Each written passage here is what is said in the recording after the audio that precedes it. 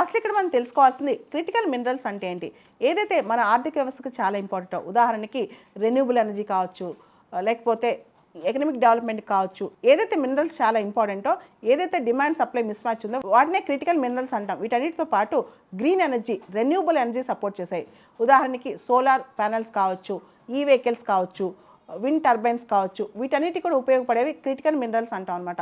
ఉదాహరణకి democratic republic of Congo president ఒక మాట అంటారనమాట, ప్రతి యాపిల్ ఐఫోన్లో ఒక బ్లడ్ మినరల్ ఉంటుంది. బ్లడ్ మినరల్ అంటే చాలా కష్టపడి అక్కడ చాలామంది మాఫియాస్, మిలిటెంట్ గ్రూప్స్ వీళ్ళందరూ మినరల్స్ ఎక్స్ప్లోర్ చేసి మీకు అమ్ముతున్నారని చెప్పి ఆయన సెటరికల్గా అంటారనమాట. ఇవి చాలా క్రూషియల్, చాలా ఇంపార్టెంట్ కూడా. అయితే క్రిటికల్ మినరల్స్ భారతదేశానికి ఇప్పుడు చాలా అవసరం అనమాట. ముఖ్యంగా క్రిటికల్ మినరల్స్ అనేవి కొన్ని ఐడెంటిఫై కూడా చేసాం. దాదాపు ఒక లిస్ట్ ఆఫ్ 30 క్రిటికల్ మినరల్స్. అది లిథియం కావచ్చు, antimony, beryllium, bismuth, cobalt, copper, gallium, germanium, graphite, indium, ఇలాంటివి చాలా క్రిటికల్ మినరల్స్ ఉన్నాయన్నమాట. ఇవన్నీ చాలా ఇంపార్టెంట్, చాలా ఇండస్ట్రియల్ డెవలప్మెంట్కి, ఎకనామిక్ డెవలప్మెంట్కి, ముఖ్యంగా రెన్యూబుల్ ఎనర్జీ డెవలప్మెంట్ కూడా ఇది చాలా ఇంపార్టెంట్ అనమాట.